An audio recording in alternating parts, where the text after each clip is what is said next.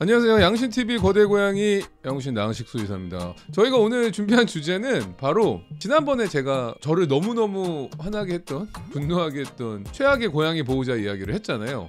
오늘은 약간 약한 거, 거기보다 약간 순한 맛으로 고양이 보호자님들이랑 얘기하다가 가장 많이 들었던 3대 거짓말이라는 주제로 한번 이야기해볼까 해요.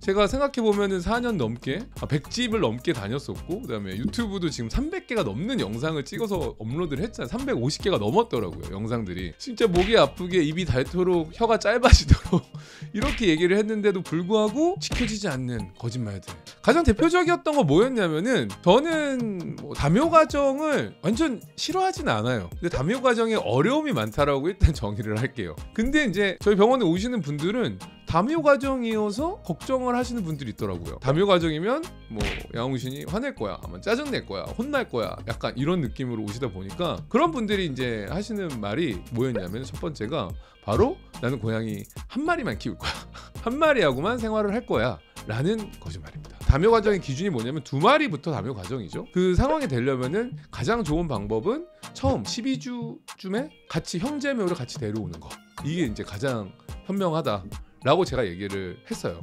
대신에 이제 성묘가 있는데 또 한 마리를 데려오는 거는 되게 레플이라고 하죠. 그러니까 랜덤 박스 뽑듯이 어떤 애가 올지 모르기 때문에 어떻게 될지 모른다. 합사 과정이 편할 수도 있고 아니면 안 좋을 수도 있고 되게 어려움이 많다라고 얘기했죠. 근데 보통 나는 한 마리하고만 생활을 해야지 라고 하셨던 분들도 어떤 이야기를 하냐면, 얘가 외로울까봐 제가 2마리를, 두 번째 아이를 키우고 싶어요 라는 말을 많이 하세요. 근데 얘가 외로울까봐, 얘가 심심할까봐는 보호자님이 노력을 해야 되는 부분이지, 다른 고양이가 와서 얘가 해야 될 책임감은 없거든요.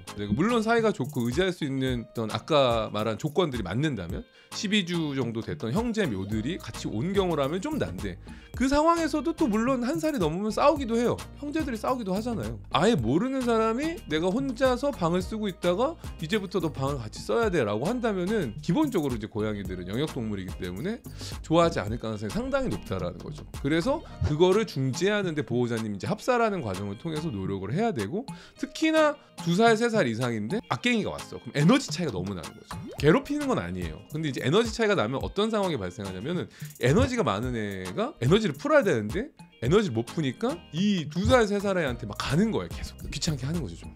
근데 그거를 이제 싸움으로 오인해서 오시는 경우들이 조금 있어요, 가끔. 저는 만약에 한 마리만 키울 거다라고 하면 한 마리만 키우는 그 마음을 계속 가져가시는 게 좋다.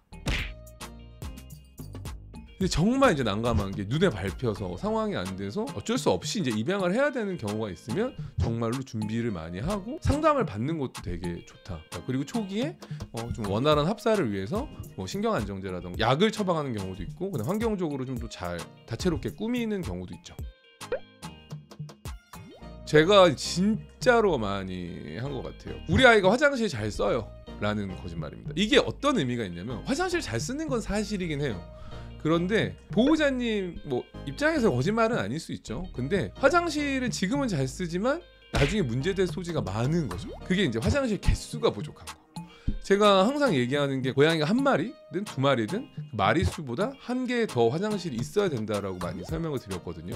이게 이제 가장 기본적인 디폴트 값. 그리고 이제 그 화장실은 각각 떨어져 있어야 되죠. 그래야지 스트레스를 안 받거든요. 고양이들이 생각보다 대변 소변을 나눠서 쓰는 걸 좋아하기도 하고, 기본적으로 보통 고양이가 한 마리더라도 화장실 2개를 어떻게든 만들어줄 수 있는 환경을 고민할 필요가 있는 거죠. 자기가 이제 화장실을 이용하는 스트레스를 덜 받을 수 있는 환경입니다. 그런데 이제 보호자님들은 알아요. 4년 동안 350개가 넘는 영상을 만들고 100집을 넘게 다니면서 솔루션을 하고, 화장실은 중요하다. 그래서 하나 더 있어야 된다, 화장실 문제가 발생하지 않으려면. 근데 아직도 이 개수가 부족하고 화장실의 크기가 좀 여건이 안 돼서 이불에다가 소변 실수를 하거나 아니면은 카페트에다가 소변 실수를 하는 경우도 아직도 조금 있는 것 같아요. 그리고 또 어떤 얘기를 하냐면은, 교육 잘 돼요 라는 말을 많이 하세요. 제가 항상 강조하는 교육은 2가지예요. 그게 카테고리가 2개인데, 하나는 진정할 수 있는 진정교육, 기본교육이죠. 근데 하나는 일상생활 교육. 이 두 카테고리가 돼야 되는데, 이 진정교육이라고 하는 거는 기본적으로 이름 부르고 쳐다보고 오게 하고 앉게 하고, 이완기 교육이라고 해요. 이와 앉아 기다려, 요거가 돼야 되는데 보호자님들이 교육이 된대요. 그럼 보면은 빵이야 이런 게 된다던가, 아니면 뭐 손, 그러고 아니면 이제 앉아만 되는 경우, 보는 게 안 돼요. 쳐다도 안 봐, 이름도 몰라. 근데 앉는 것만 돼. 이게 이 순서대로 돼야 되거든요. 순서대로 이리 오게 하고 쳐다보고 앉고, 그 다음에 이게 되면 이제 기다리는 거. 그래서 이 교육이 얼마나 자주 되세요? 라고 했을 때 기준이 있거든요. 행동학적으로 10번 중에 8회 이상 됐을 때 이게 확실하게 교육이 됐다라고 저희가 판단을 합니다. 근데 얘가 그냥 뭐 맘 내킬 때 돼요. 어쨌든 앉고 어쨌든 좀 기다리다가도 좀 안 기다리고요. 이거는 좀 교육이 안 된 거죠. 이거는 이제 보호자님도 물론 이제 거짓말을 하고 싶어서 하는 건 아니지만 좀 약간 잘못 생각하고 있는 교육의 완성이 아닌가 싶습니다.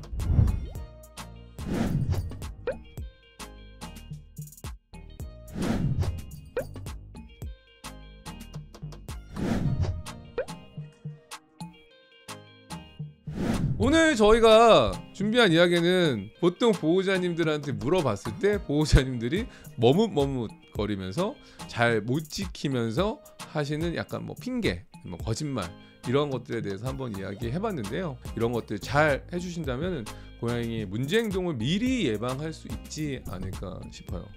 그리고 항상 궁금하신 게 있다면 너무 겁내지 마시고 언제든지 저 병원에 있으니까 예약하시고 저 한가해요. 예약하시고 오시면 상담해드리고 이런저런 좋은 얘기 해드릴 수 있지 않을까 싶어요. 저 그렇게 무서운 사람 아니에요. 오늘 내용이 도움이 되셨다면 구독과 좋아요, 알람, 댓글까지 부탁드리면서 안녕.